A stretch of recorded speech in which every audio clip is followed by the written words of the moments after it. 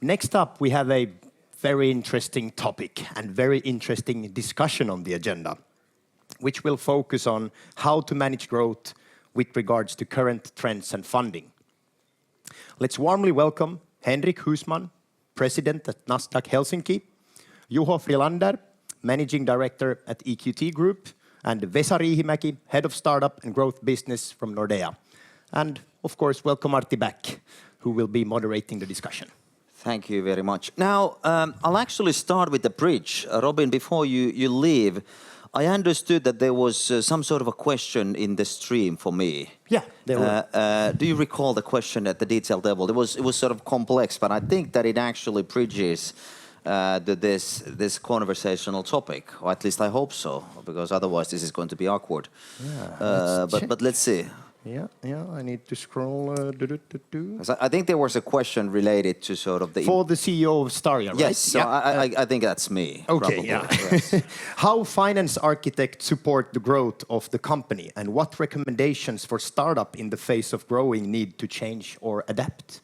Okay, well, I'm not sure if I understood the question correctly, but I'm good at answering to questions which I sort of actually go a bit away, but sort of back in the day, to give you a bit of a background, sort of 20 odd years ago, I actually had a role as a CFO.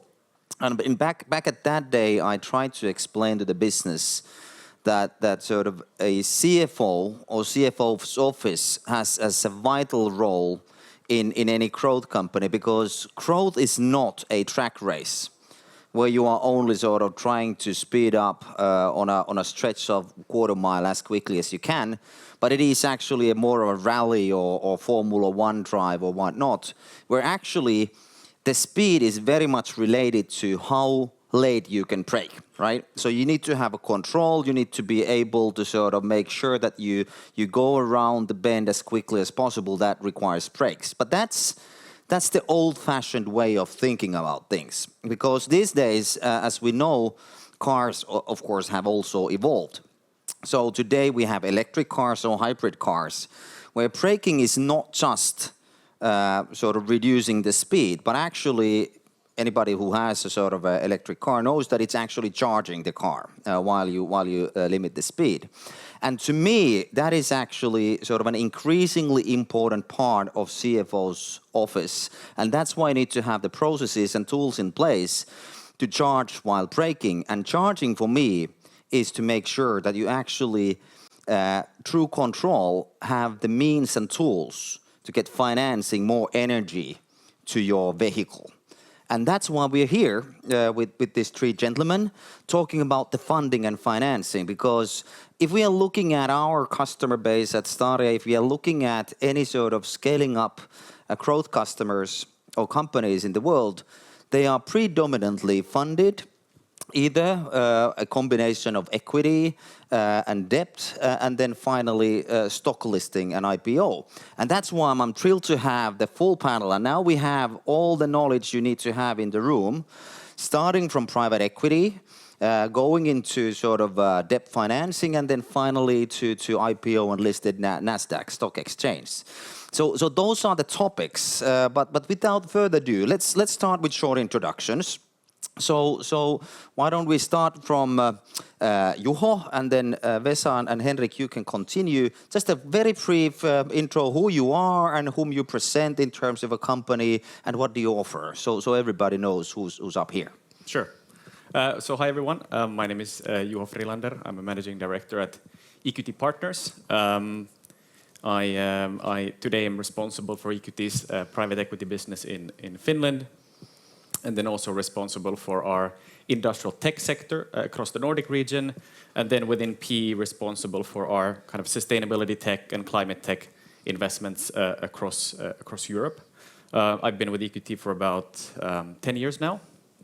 And then about EQT, maybe if that's not a household name for everybody in the audience, EQT is today one of the world's largest private equity firms globally. We have roughly 130 billion of assets under management. And today, whilst the core of the business and where it all got started from was within private equity, today many of us consider EQT more of a kind of asset manager nowadays. We have strategies spanning from private equity to venture capital to growth to real estate and ultimately also to infrastructure. But I think the red thread within EQT is always that we consider ourselves as active investors and very much kind of growth-oriented, growth-minded investors. We invest in high-quality companies, really drive growth, invest behind growth, drive efficiency and improvement, really future-proof companies, and thereby kind of taking them from good to great. That's the short spiel on myself and EQT. Thank you. Vesa. Yes, Vesa Riihimäki from Nordea. I started 1989 at Nordea, so somebody might say it's a dinosaurs or then not good enough that anybody hired me out of Nordea, but I don't know.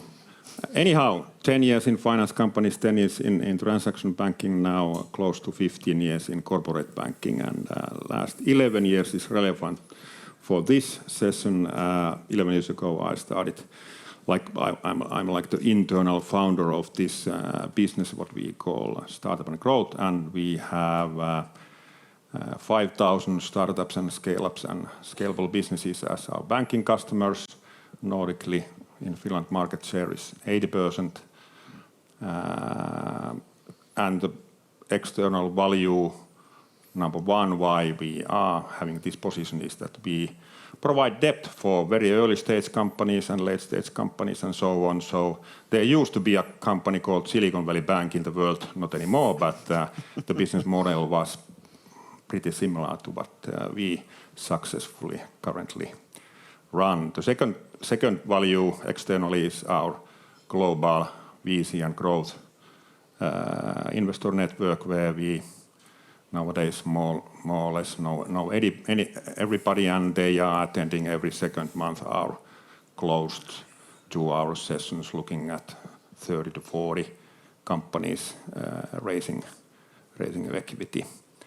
And maybe the last relevant point for the ecosystem is our role as limited partner in Finland. We have invested 17 tickets, around 10 million each for growth and venture funds here. It's public information if you look at the registers, so Lifeline, Maki, Inventure, you know the names during the 4-5 years. And next month we are launching our new 200 million LB program that we plan to spend 200 million for 20 cases, only venture funds. So that helps a lot, of course, the ecosystem as well. Yes. Great. Henrik. All right. So my name is Henrik Husman. I'm president for Nasdaq Helsinki, the exchange in Finland, and then also responsible for our equity trading offering in the Nordic countries for Nasdaq. Have been at various positions within Nasdaq for 26 years now, so not as impressive as Vesa, but I'm not catching up actually. Anyway, so following Vesa. And Nasdaq as a company, we're 50 odd years old, set up in the US initially to challenge the status quo. So from our US heritage, from the day one, we've been kind of always trying to find ways to do things better, do things in a new way. Whereas here in the Nordics, in Finland, we then through mergers, we represent the very traditional stock exchange, and we kind of always feel that this combination is perfect as we're able to really combine this kind of a spirit of always challenging the what exists today, and while then maintaining what's good in the world. And maybe Nasdaq, what we are listed on Nasdaq in the US, market cap about $25 billion, about 6,000 odd employees. And also maybe finally worth mentioning that we, in addition to running exchanges that we own, we then also have, with many measures nowadays, we're more of a tech company than a financial services company in that we We have, God knows how many, more than 100 exchanges and various other trading venues around the world using our technology to run their business, and then also in the clearing settlement space. And increasing surveillance actually is a growth area for us. And maybe one more thing to mention in the beginning, we're also pretty big nowadays in preventing financial crime. So we have a lot of, that's our biggest growth area right now, that software that we sell to, for example, banks, to try to detect money laundering and that kind of activities. So again, a software play, so to say. So that's Nasdaq in brief. Great, thank you, gentlemen. Now, obviously in the audience, both live as well as through the stream, we have a number of CFOs from growth companies who are actively looking for different financing options. Now you would have like 20 seconds time for a quick elevator pitch. Well, why would one, or why should one turn into either private equity, EQT, or why would sort of debt financing be a good alternative, and when and under which circumstances is an IPO? How does that add value? Because again, sort of funding, money is the ultimate commodity, and everybody says that there's more to it than money. So now you have an opportunity for 20 seconds sales pitch. How would you summarize it? Let's start from Juho. 20 seconds. That's the elevator speech. But you can do 30 seconds. I've lost already 10 seconds. Yes. No, I think at EQT we actually have a saying always that when we invest in companies, it needs to be more than capital. And what we typically do, in addition to capital, is that we, given obviously our huge scale, we've invested a lot into a lot of competence that we can bring to our portfolio companies, whether it is our digital team, sustainability team, our financing team, procurement team, etc. Those are kind of central support that we can bring to our portfolio companies. But I think maybe the biggest thing really is our network. It's a core part of our business model. I'm going way above the 30 seconds now, but the core part of our business model is that we are investors, but always the best person to evaluate any business is going to be an industrialist, somebody that has operated in that sector for 20 or 30 years. It's the highest quality CEOs, CFOs, COOs, etc., that have amazing track records, have really done amazing things in that sector, knows what good looks like. We bring those people typically to either the board of that company to spar with management teams, or then they are in various types of steer co's to drive, in a way, value creation initiatives. So I think that is, in a way, super valuable to our portfolio companies, that they get that type of sparring partner, people that have a lot of experience, that know what works, what doesn't work, and give them a lot of confidence and backing to drive the business, take the right business decisions, and be really strategic about their time. Thank you. Vesa. It was about the CFOs in the audience. 80% of you have chosen us already, so I don't know whether it is you that belong to the 80 or the 20, but you know better. But two items. Network. During the past 4 years, we have organized 2,500, let's say 20 minutes, 30 minutes, one-to-one Teams meetings pro bono between the global investors and our companies looking for money. That is the network effect, what we do as well. But I think the most important item is that debt doesn't dilute you. If you want to dilute, then go to these guys. But my honest answer is that a balanced view is the right view. So take a little bit from there and from here and eventually go there. So Henrik, would you agree, or what would be your elevator pitch?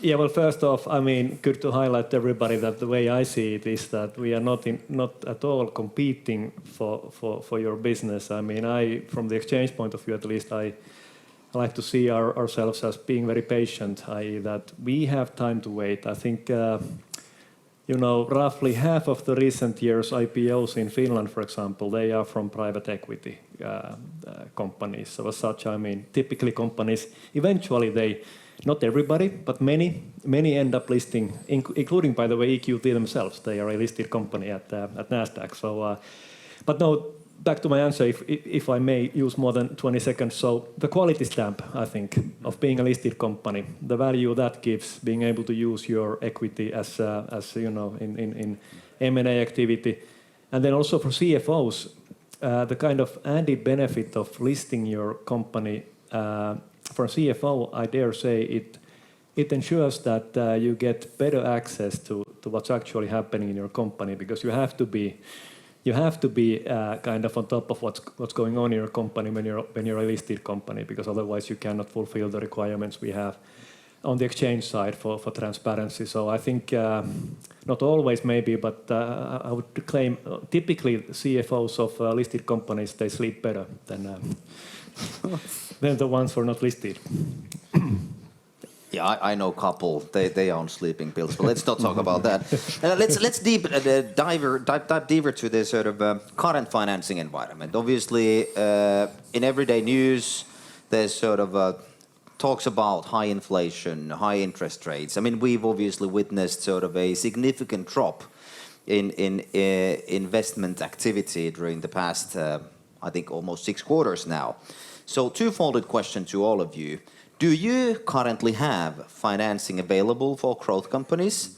And if so, what are you looking for? What sort of attributes, what sort of companies attract financing and would make it interesting from your perspective at this time? Should we start from Henrik this time? So Juho has one time to sort of actually think about his answer. So that would be great.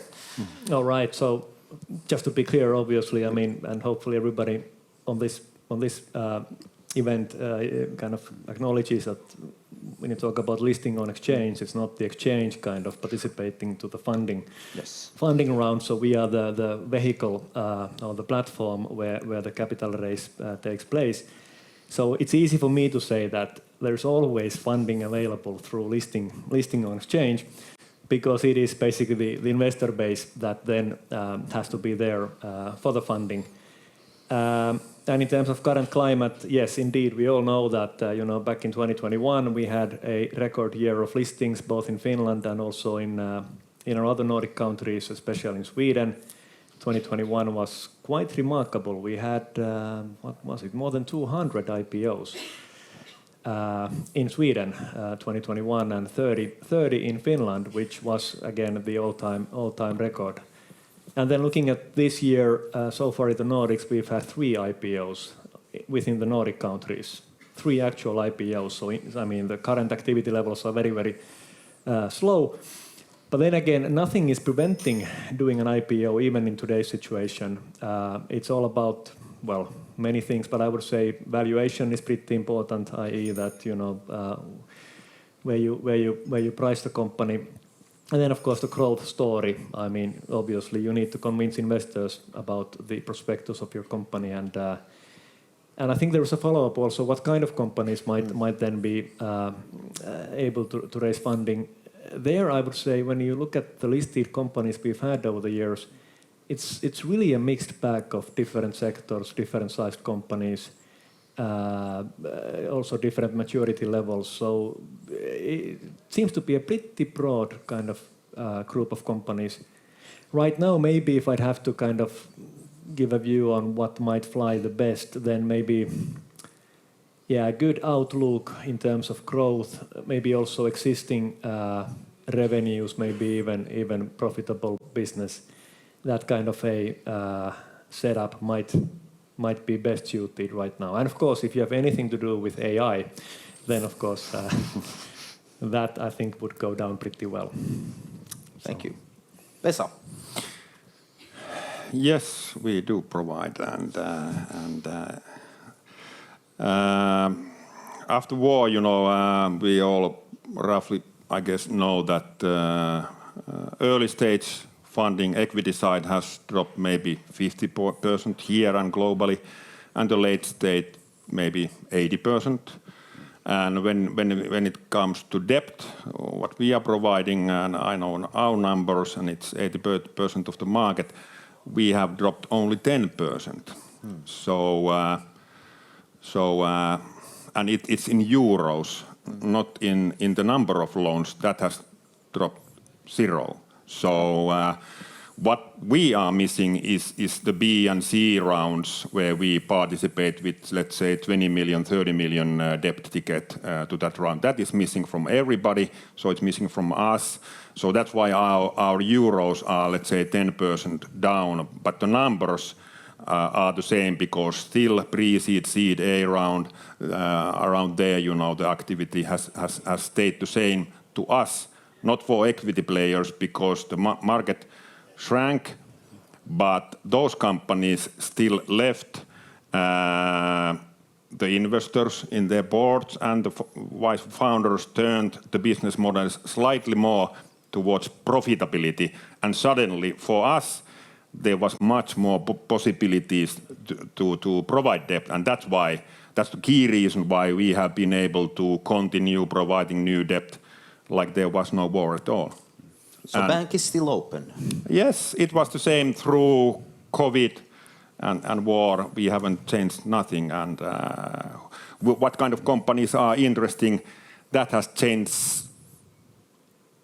hasn't changed at all in our eyes. You know, everybody is interesting. We are looking for looking at through the similar same glasses, and nothing changed. No change there. Very good. And then Juho. Yeah. From private equity angle. No, I think we're definitely open for business. I think over the last 12 months we've invested roughly 5 billion of capital across the world, across the strategies.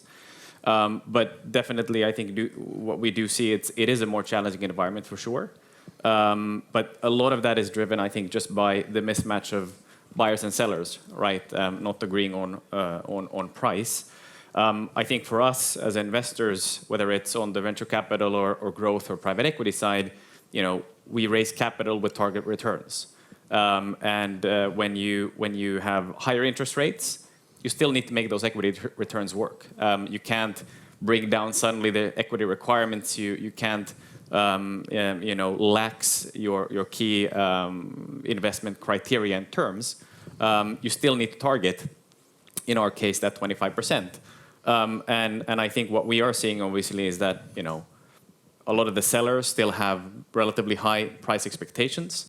They remember the multiples where their business is traded 6 months ago, 12 months ago, 18 months ago. They had book valuations that they show their investors that, okay, look, this is my mark to market on that asset. And coming back from those levels, you know, it is tough. And it takes a little bit of time for people to realize that we are operating in a little bit different market environment. And I think especially the fact that, you know, 12 months ago we were seeing an environment where we had increasing interest rates. And there was a lot of uncertainty. Will they increase to 5%? Is it 6%? Is it 3%? Might they even come down to 2% in the short term? Nobody knew. I think the plateauing or the stabilization of the rates is quite helpful, because I think that reduces a lot of the uncertainty as to where rates might be in 4 years' time when you're about to exit that business. And that makes our life significantly easier because there's less risk on the exit multiple. And then you can triangulate returns a little bit easier. And I think people also on the seller side realize that, look, rates are going to be at elevated levels for a little bit longer time, and I can't time the market by waiting another year to assume that somehow things will be significantly better. So I do think that, you know, it's clearly a tougher market environment, but it's still not an environment where deals will not get done. It's a matter of price, and I do think that we will see probably an increasing level of activity in the next 12 months, as now we've seen a stabilization in the environment, you know, and it does take always a little bit of time for people to kind of decide, okay, look, I want to sell my asset, I want to raise capital. There's certain steps of, in a way, from an exit process perspective that need to be taken and so forth. So I do think that market activity will definitely pick up in the next, let's say, 12 months or so. Great. We'll talk about the future in a minute, but sort of we touched upon the topic, but sort of now in order for the market to start sort of progressing, of course, the target companies and the investors, the funding need to meet. So obviously, what would be your sort of top advices right now under these market conditions, the CFOs or companies seeking for financing, what are the sort of minimum requirements? What you are looking for? Is it sort of, is growth still a key? Is it more related profitability, or all in all, what are you looking for and what would be the key advice? Should we start again from Juho? Or? Yeah, sure. No, I think growth is, for us, absolutely, we need to have growth. And I think it's, when you are raising capital, you're selling your business, you need to be significantly, I think, more crisp exactly where is that growth coming from. It can't be just, we'll continue on this growth, etc. We have great track record, it's just going to happen and it's just going to come. You need to be, I think, significantly more specific around, what is the market niche where we think we're going to win? Who are the customers that we're going to win? Why do we have a right to win in that niche versus competition? Why is our product or service better than someone else's? Really painting, I think, that type of clear, logical path as to why that growth will happen is super important. And when it comes to kind of the profitability point, from our perspective, you don't need to be profitable today, but I do think that there needs to be a clear route to profitability in the sense that it is a high-quality business that you can, over time, create with those unit economics, a profitable business as it matures. And I think that's generally a sign of a good business, that the unit economics, the business model, the market, etc., are kind of supportive of being able to take that loss-making company today to a profitable company in the future. Ultimately, investment returns, it's all about cash flow. At some point in time, the business will need to make cash flow for it to be, in a way, valuable and a good investment. Thank you. Vesa? Easy to agree with everything what you said and heard from tens and tens of equity colleagues of yours, that's how everybody tends to look at it, that it's clearly more on profitability, but not too much on there. And especially, of course, if you are looking more venture growth type of cases, then you still definitely need to be able to show the path or track record for growth as well. So it's depending on what case we are talking about, which element is more important. But and then in a way it's the same for our debt as well, that we do finance unprofitable businesses as well, but we need to have that see that very clearly, that path to go to profitability. But maybe the advice is a little bit about the network. Currently discussing all the time with local and Nordic and investors. I hear now many times that the US funds have been coming pretty aggressively now and winning some cases from some local players as well. And they did do that already three years ago. They had started the big names like Sequoia, Akel Index. They attend to our seed closed events as well, looking for seed cases. It started 3 years ago, but now they are making those deals as well. And in a way, they have too much money. They need to be everywhere, and that's what I've been hearing. Of course, the CVC market tends to be pretty dead, and some corporations have been closing them totally down, which happens usually at this point of the cycle. And then, as broad network as possible is my advice in a way to enhance your possibility to get funding. And one last tip for early stage companies is that because the traditional VCs and crowd funds here and globally, the pace is now slow. Then I have heard from many still alive CVCs and family offices and super angels that today they get really quality cases on their table that never came to them. They went to the traditional VCs and crowd funds, but now they are seeing that deal flow as well and are actually making a little bit more investments because the quality is for them actually much more better and relevant. So again, coming back to the broad network, it's important. Very interesting. And Henrik? Yeah, so to add to that, first off, I mean, what Juho mentioned applies one-to-one for any company looking to list on exchange. But then maybe some specifics of listing. We maintain two main offerings. One is the First North growth market, as we call it, which is for smaller growth-oriented companies, so maybe more relevant for this audience, where the requirements are somewhat lighter compared to the actual main market on exchange. And on the First North side, where we set the bar in terms of the minimum requirements, so to say, it's well, I'm a little bit hesitant here, but I would claim they are pretty kind of easy to fulfill, basically, in terms of our things like free float at 10%, minimum number of owners you need to have in the company post IPO 300. So market cap, we don't have a market cap requirement at all on First North. We are looking at the previous 5+ years of listings. I think the average turnover of a company listing on First North has been, I think it was like below 16 million euros on average. So we are not talking about huge companies on average. Or actually this I think is a median value, so even more relevant, I think.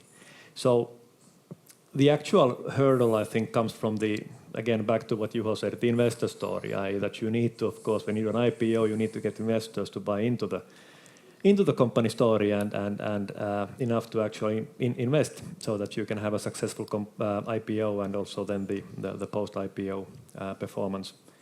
So yeah, it's basically surprisingly similar, irrespective of where you raise capital. But yeah, the advice part, I mean, it takes a while to prepare your company for an IPO. Of course, it depends a lot on where the starting point is, but certainly now using this current environment, it's certainly in many ways, I would say, it's a good opportunity to actually initiate preparations that will then help you then go ahead and do the IPO then be it next year or the year after. So that would be my advice, and I'm happy to also be able to say that many companies are taking this advice, i.e. they are now kind of preparing so that when the famous IPO window sometimes a little bit opens up more than today, then they are ready to actually utilize that opportunity. Well, let's continue on that. That's really interesting. Somebody smarter than me has once upon a time said that it's very difficult to forecast, especially future. So let's try to do that anyhow. So there's a disclaimer. None of these will be promises. So you don't need to sort of take it too seriously. But nevertheless, we've been talking about the interest rates, and we understand that higher interest rates, higher uncertainty, slows down investment activity. But there's, of course, for natural reasons, lots of speculation that, when does that IPO window open? When do we expect to see sort of an increased investment activity? Because there are also signals that at least in my opinion, should lead into sort of almost a bull market. Eventually that will happen. I mean, obviously we've learned that sort of the bank is open. I mean, the debt financing hasn't practically gone down, just maybe 10%, but that's going to be fixed. Then also, I mean, I was reading a Bain report on global private equity markets last winter, and according to that, right now, in the global private equity funds, there's more capital than ever before, and also, well, of course, the investments have been lower lately, so the dry powder is there, right? So one could argue that sooner or later, we should actually see sort of the most massive sort of bull market that we've ever seen. What would be your take on that? Is that too optimistic? If you would need to sort of predict, what would be the sort of weak signals that, in your opinion, could start opening up the market, or is it too early to tell? Any views or thoughts? Henrik wants to start. Yeah, so obviously I fully agree. It is difficult to predict the future, but having seen a couple of cycles already, I dare say it will turn eventually. That's a given.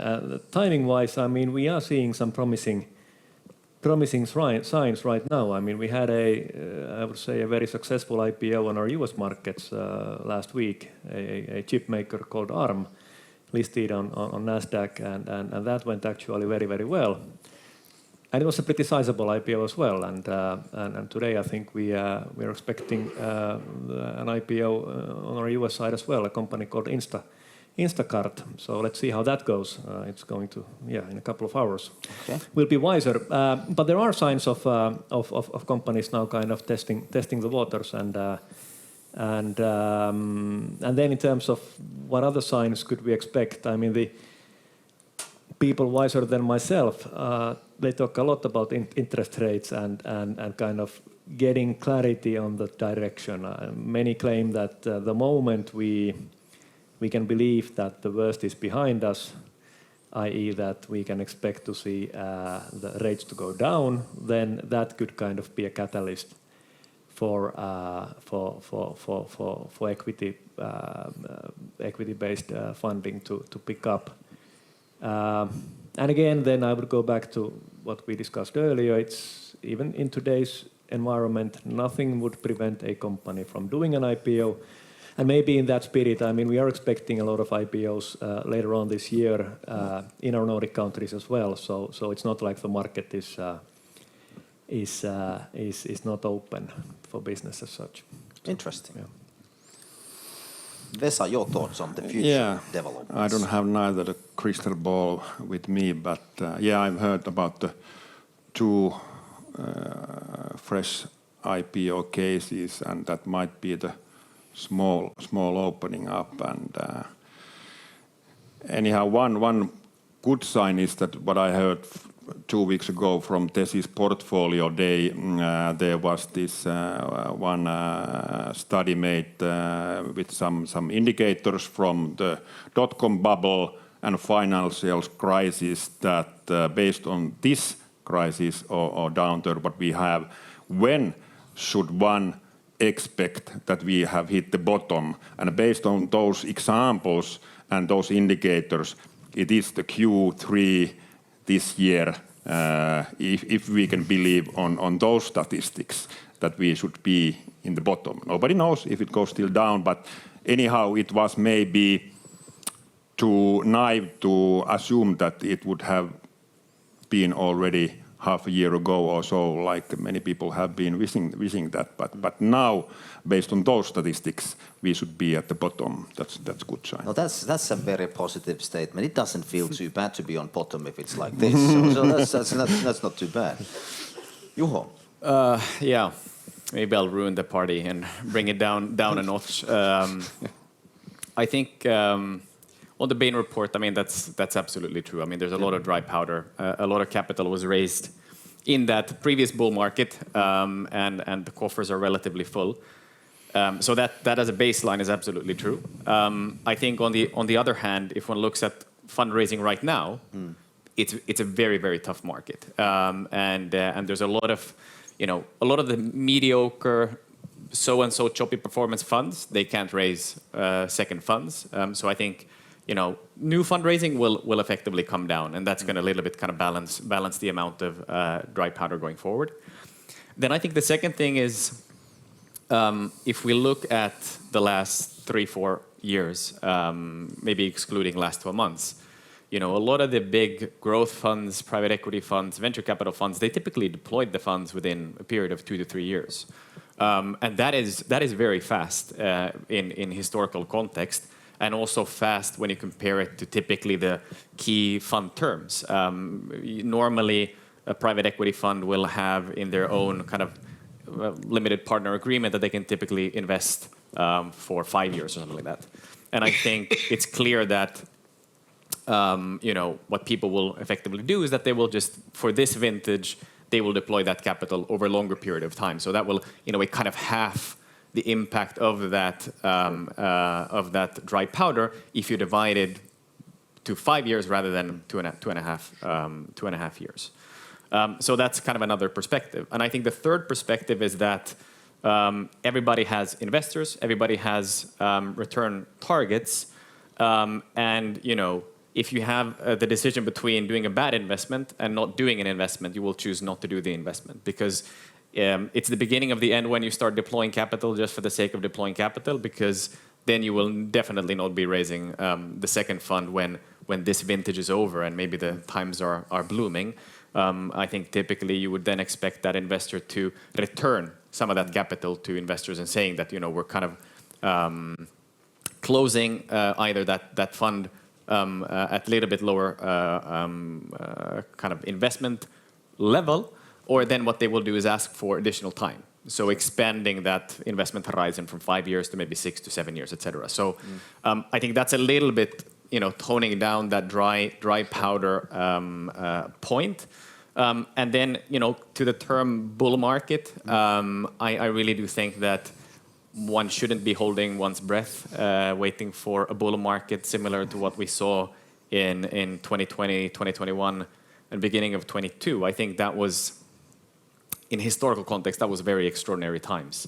And that was really facilitated by, in a way, low interest rates. And not only low interest rates, right? It's also effectively central banks, both in Europe and the US, buying a lot of assets off the market, which then inflated, in a way, all asset values.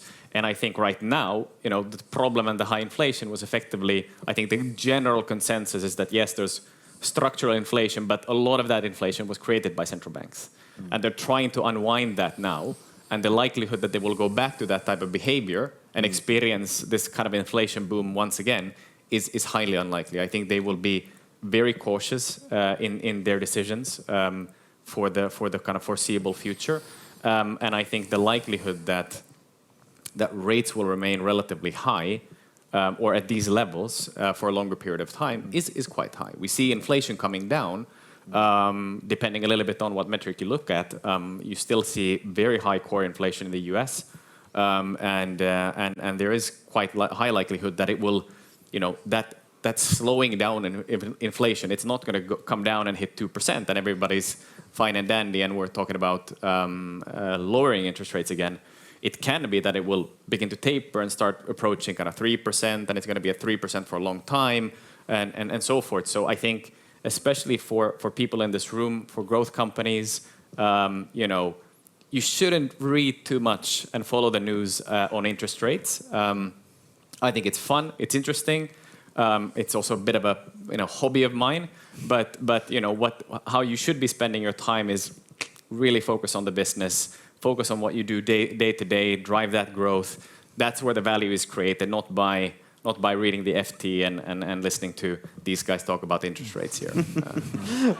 Vesa has something to add here. Yeah, and it's maybe good to remember that some average numbers, because I see exits still all the time.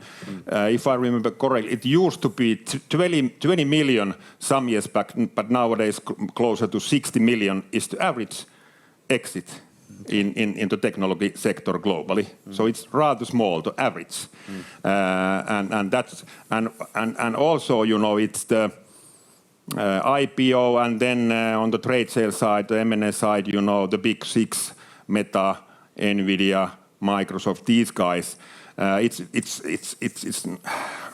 of course that's a clear target for some really late stage companies that are looking for some kind of valuation that needs to start moving in order to make something happen, and the big funds to start rolling over. That's needed for them, but below that there's happening a lot still. Q2. Because the big six, I think typically they have made 10, 12 transactions per quartal globally, but now only one.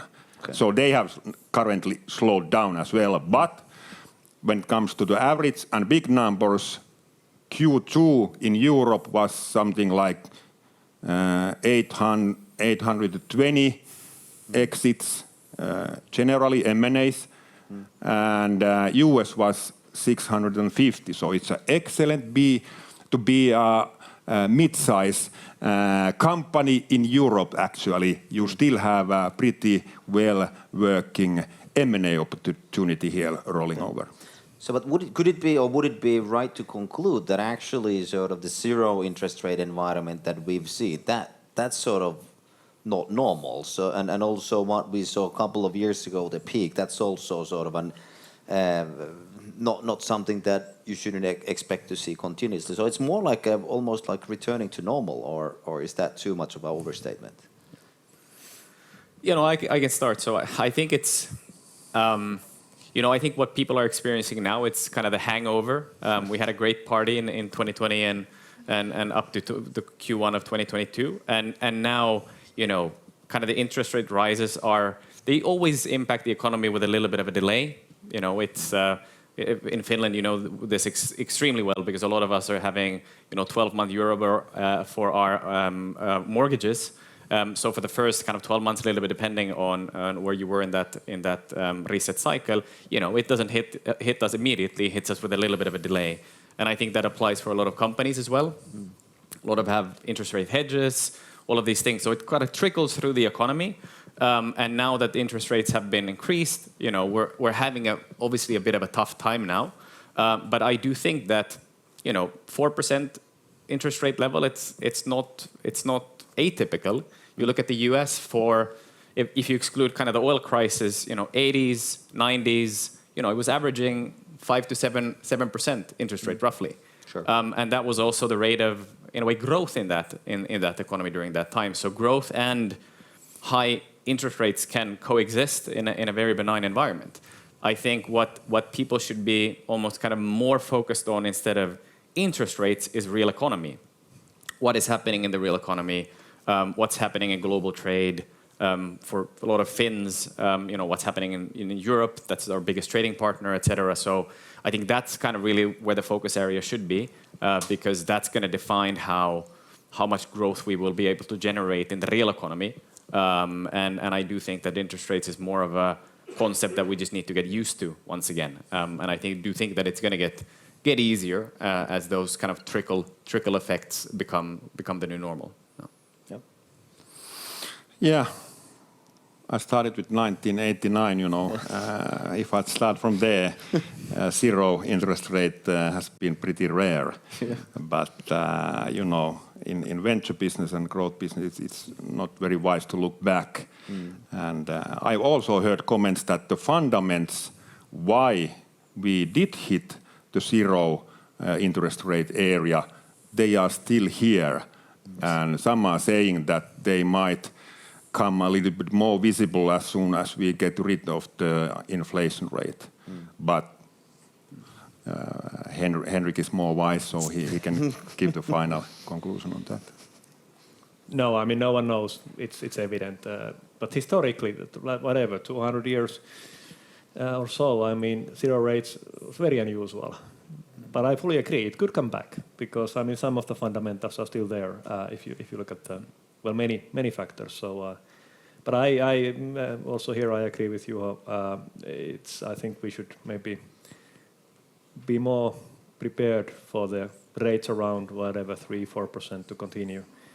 And just coming back to what I said earlier, the way I see it is that it's really a lot to do with us getting used to the interest rates being there again, and certainly I would say it's positive if we kind of gain clarity on where the current peak will be, and that, for example, then obviously helps with the valuations when you have a more stable interest rate to use.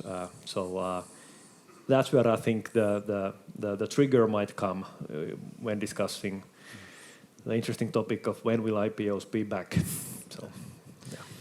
Very good. I think it's now time to turn to the audience. I think we have a microphone here, hopefully, because let's make sure that any questions coming from the live audience are also heard through the stream. So now I would expect you to have lots of questions because, again, sort of financing, funding is the fuel for your rocket engines of growth.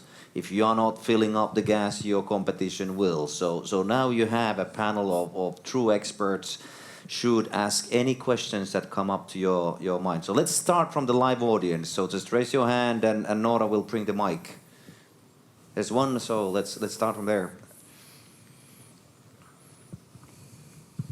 Hello, thank you for the panel discussion. It was very interesting to learn a lot about the funding processes and things. One of the things I wanted to ask is, since on Nasdaq and Nordea and everybody on the panel, is has or have you thought of investing in blockchain-related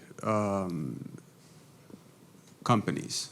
Have you been approached by any? Is that something you're looking into? Is that even an area that you're looking into when it comes to funding these kind of companies? And yeah, that's my question. Thank you. Where should we start? Henrik can start, yeah. Yeah, so again, Nasdaq as such, well, we have a small venture capital arm, but that's not our core business. And but I can recall they haven't invested into blockchain. But then again, otherwise, I mean, we are actively kind of supporting also the, for example, looking at blockchain use cases like cryptocurrencies. I mean, we do power a lot of trading venues, trading in cryptos. So we've brought a lot of kind of stability into that space with our trading software and also surveillance software to kind of bring more visibility into that. And also then on the custody side, we actually also have an offering in that space. In terms of blockchain-based listings, the Nordics, I can't, at least top of mind, I can't recall any recent cases, but I don't dare to claim to be on top of each and every listing we've had in the last couple of years. So that would be my take.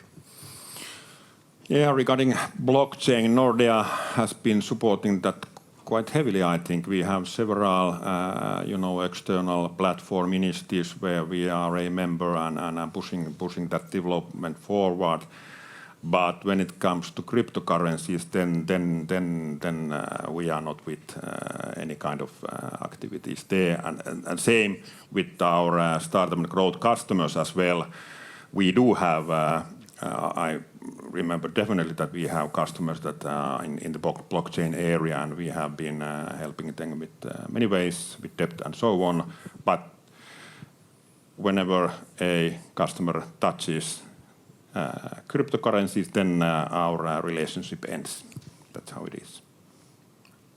Yeah, and from our perspective, I think generally blockchain for the, let's say, the more mature end of our business, so the private equity, there we're less active because typically the companies are either too small or in too kind of early stage of development. That doesn't go for our venture and growth colleagues. I know that they've spent quite a bit of time looking at blockchain use cases in different companies. I think we've been less active, exactly similarly to Nordea on the crypto side. I think that there was just, I think, too much risks involved with that business model, that market. We didn't like the fundamentals behind that market. But apart from that, in a way, other blockchain use cases, probably it could also be that there's a silver lining to the crash of a lot of the cryptos, that now the remaining businesses are potentially kind of more on solid footing, and et cetera. So I think probably it could even be kind of, a positive catalyst for the blockchain, community broadly. Thank you very much. And just for the record, there's a lot of around the world. There is more and more interest from the banking sector as well when it comes to the blockchain industry. So stay open to it. Thank you. Yeah. Appreciate it. Thank you. Thank you. Excellent. More questions from the live audience?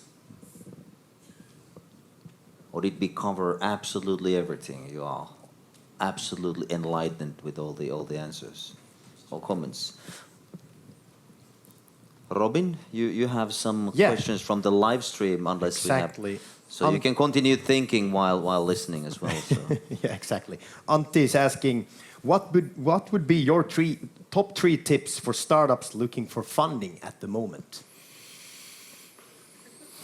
I think we covered that in a way, that from my side it was network, and then depending on which stage you are, you need to balance with growth and profitability nowadays. And anyhow, the investor or the debt story must be really coherent.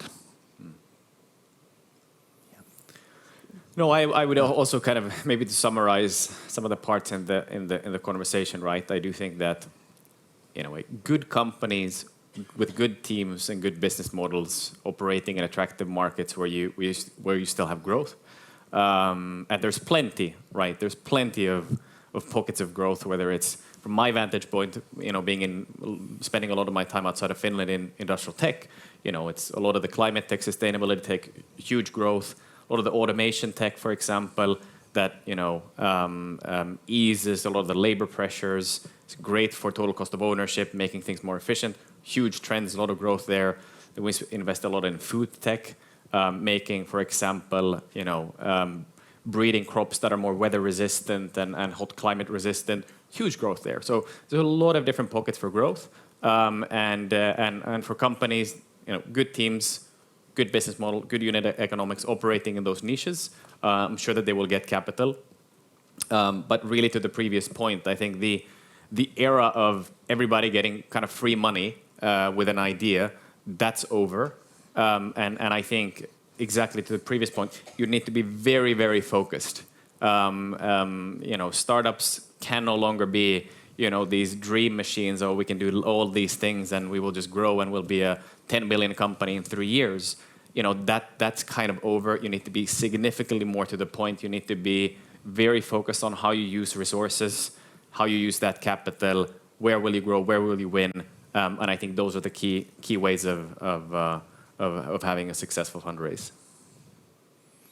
I'm not going to try to exceed that. So let's leave it at what Juho said. So.